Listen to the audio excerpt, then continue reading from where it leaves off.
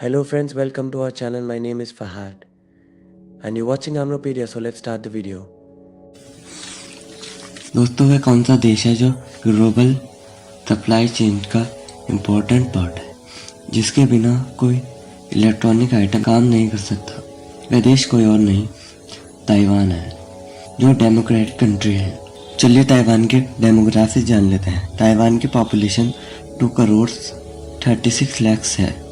Taiwan में 35% बौद्ध धर्म को मानते हैं, 33% ताओइज्म धर्म को फॉलो करते हैं। यहाँ पर 18.7% लोग किसी धर्म को फॉलो नहीं करते हैं। यहाँ पर 4% ईसाई और बाकी अन्य लोग रहते हैं। ताइवान के वेस्ट में चाइना और नॉर्थ में दक्षिण कोरिया और जापान आते हैं। साउथ में फिलीपींस आता है। ताइवान ईस्ट एशिया का हिस्सा है, जिसके ईस्ट में पैसिफिक ओशन यानी प्रशांत महासागर है। ताइवान नॉर्थ में ईस्ट चाइना सी में लगता है और साउथ चाइना सी से लगता है। ये दोनों सीज पैसिफिक ओशन के ही हिस्से हैं। दोस्तों आपने ताइवान की लोकेशन जान ली होगी, तो अब हम ताइवान देश की कुछ हिस्ट्री जानेंगे।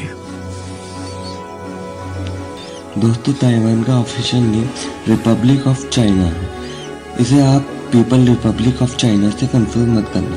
पीपल रिपब्लिक ऑफ चाइना यानी चीन जो कम्युनिस्ट देश है, और रिपब्लिक ऑफ चाइना जिसका नाम ताइवान है, जो एक डेमोक्रेटिक कंट्री है, यानी यहाँ इलेक्शन भी होते हैं। पहले ताइवान और चाइना एक देश थे, तो क्या हुआ जो ये देश 2 अलग देशों में बढ़ गए। एक देश तो कम्युनिस्ट कंट्री है और दूसरा डेमोक्रेटिक कंट्री है। बात है सन 1927 की, जब चाइना में गृह युद्ध हो रहा था, जिसमें एक साइड माओ जेडुंग की कम्युनिस्ट पार्टी थी, तो दूसरी ओर sun yat-sen की कुओमिंतांग पार्टी थी। माओ की कम्युनिस्ट विचारधारा वाली पार्टी को यूएसएसआर सपोर्ट कर रहा था, क्योंकि यूएसएसआर एक कम्युनिस्ट देश था।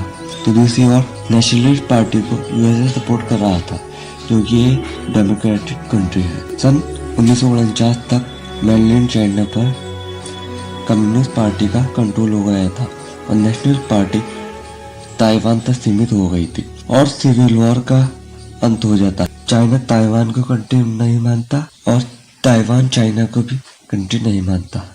चीन के मुताबिक ताइवान ही चाइना का पार्ट है, ताइपे।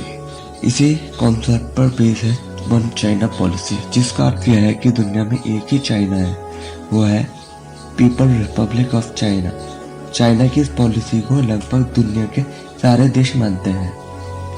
तो ये सब देश ताइवान से रिलेशन कैसे मेंटेन करते हैं, चलिए जानते हैं।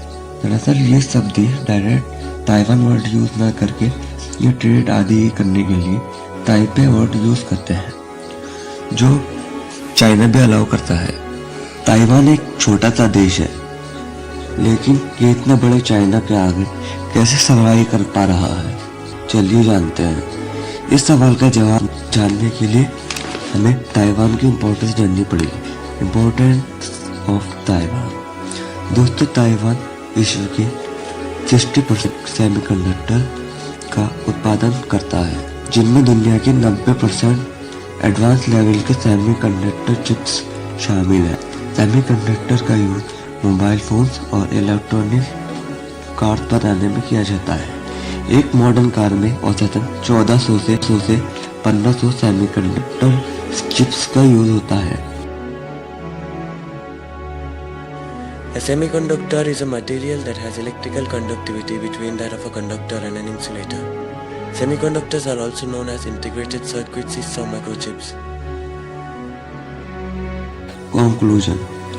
इस सब का कंक्लूजन यही निकलता है कि ताइवान सेमीकंडक्टर का प्रमुख उत्पादक देश है। बिना सेमीकंडक्टर के इलेक्ट्रॉनिक आइटम्स का यूज नहीं हो सकता है, और सेमीकंडक्टर चिप्स बनाने की प्रक्रिया बहुत जटिल है, तो कोई भी देश आसानी से ये चिप्स नहीं बना सकता है। यही ताइवान की ताकत बन गया है। तो ये है एंड इस वीडियो का। फिर मिलेंगे, गुड बाय।